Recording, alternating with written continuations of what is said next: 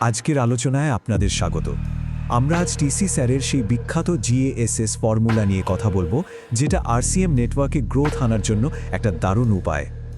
আচ্ছা, আপনার কি কখনো মনে হয়েছে যে কাজটা দিন দিন কেমন যেন জটিল হয়ে যাচ্ছে?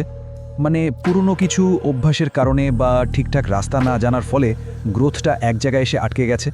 তবে এর একটা সহজ সমাধানও কিন্তু আছে। এমন একটা সিস্টেম যেটা পুরো প্রক্রিয়াটাকে একদম সহজ করে দেয় আর গ্রোথটা যেন নিজে থেকেই হতে থাকে। আর সেটারই নাম হলো গ্যাসেস ফর্মুলা। তো এই গ্যাসেস জিনিসটা আসলে কি?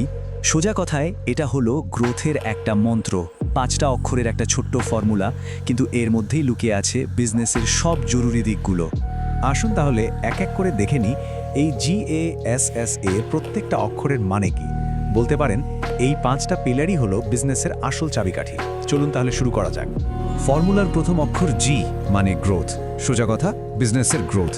এর মানে হলো প্রতি মাসে একটা পরিষ্কার টার্গেট সেট করতে হবে এবং সেটা পূরণ করার জন্য ঝাঁপিয়ে পড়তে হবে।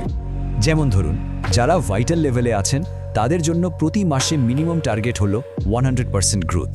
যারা রয়্যালটি অ্যাচিভার তাদের জন্য এই টার্গেটটা হলো 50%। আর টেকনিক্যাল অ্যাচিভারদের জন্য লক্ষ্যটা হলো 25% বা তার বেশি। একটা জিনিস মাথায় রাখতে হবে, এই সংখ্যাগুলো কিন্তু এমনি এমনি আসেনি। এগুলো একদম বাস্তবসম্মত অ্যানালাইসিস করে বের করা হয়েছে।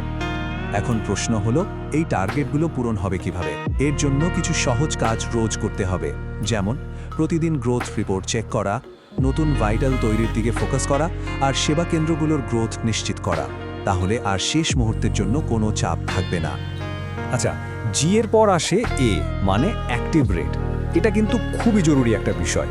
মানে আপনার টিমে যারা নতুন যোগ দিচ্ছেন তাদের কিভাবে ঠিকঠাকভাবে অ্যাক্টিভ করে তুলবেন, সেটাই হলো আসল কথা।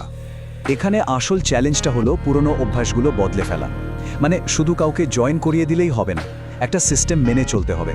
যেমন ULP কুইকের মাধ্যমে প্রফেশনালি পরিচয় করানো, প্রথম কেনাকাটার অভিজ্ঞতাটা দারুণ করে তোলা, একটা ওয়েলকাম মিটিং করা আর নিয়মিত ফলো আপ করা। তাহলেই তারা সত্যিকারের অ্যাক্টিভ মেম্বার হয়ে উঠবে। গ্যাসেসের প্রথম S হলো সেলফ পারচেজ, মানে নিজের কেনাকাটা। ব্যাপারটা খুব সহজ, আগে নিজে ব্যবহার করুন। নিজের ব্যবহারের অভ্যাসটা বদলালেই কিন্তু ব্যবসাটা ভেতর থেকে শক্ত হতে শুরু করবে। এর জন্য স্রেফ 4টে অভ্যাসের কথা মাথায় রাখতে হবে, যেমন কেনাকাটার সাথে সাথেই বিলিং করা, নিজে 100% প্রোডাক্ট ব্যবহার করা, অনলাইন কেনাকাটা শেখা আর শেখানো, আর প্রতি মাসে নিজের কেনাকাটার পরিমাণটা একটু একটু করে বাড়ানো। ভাবুন তো, পুরো টিম যখন এই সহজ কাজগুলো করবে তখন গ্রোথটা কিন্তু অটোমেটিক হবে। এরপর আসছে ই মানে এডুকেশন। দেখুন, একটা বড় সাফল্য পেতে হলে কিন্তু পুরো টিমকে একই জিনিস শিখতে হবে, একই পথে চলতে হবে। মানে এডুকেশনটা হতে হবে ইউনিফর্ম। আর এর জন্য আমাদের কাছে দারুণ কিছু প্ল্যাটফর্ম আছে, যেমন রোজকার শেখার জন্য গুরুকুল, স্কিল বাড়ানোর জন্য উড়ান বা বীর বীরাঙ্গনার মতো কোর্স, আর নির্দিষ্ট প্রোডাক্টের জন্য প্রোডাক্ট ট্রেনিং। আসল কথা হলো টিমের সবাইকে এই সিস্টেমগুলোর সাথে জুড়ে দেওয়া। তাহলেই দেখবেন সবাই একই সুরে কথা বলছে, একই সিস্টেম মেনে চলছে। আর ফর্মুলার একদম শেষে রয়েছে S, অর্থাৎ সোশ্যাল স্ফিয়ার বা সামাজিক পরিধি। এটা কিন্তু শুধু ব্যবসা করার কথা বলছে না, এটা আমাদের কাজকে একটা অন্য মাত্রায় নিয়ে যায়, একটা বড় মিশনের অংশ করে তোলে। টিসি স্যার যেমনটা বলেন, ইহ দেশ নির্মাণ কা কার্য হ্যায়। মানে এটা নিছক ব্যবসা নয়, এটা দেশ গড়ার কাজ। আর এই মিশনের 4টে মূল স্তম্ভ হলো সেবা মানে মানুষের জন্য কাজ করা, স্বাস্থ্য মানে স্বাস্থ্য নিয়ে সচেতনতা তৈরি করা, সংস্কার মানে ভালো মূল্যবোধ ধরে রাখা, আর সম্পর্ক মানে সবার সাথে একটা পজিটিভ সম্পর্ক তৈরি করা। এগুলোই আমাদের একটা আলাদা পরিচয় দেয় আর সমাজে একটা ভালো প্রভাব ফেলে। তাহলে সব মিলিয়ে দেখলে এই পুরো GSS ফর্মুলাটা আসলে কি?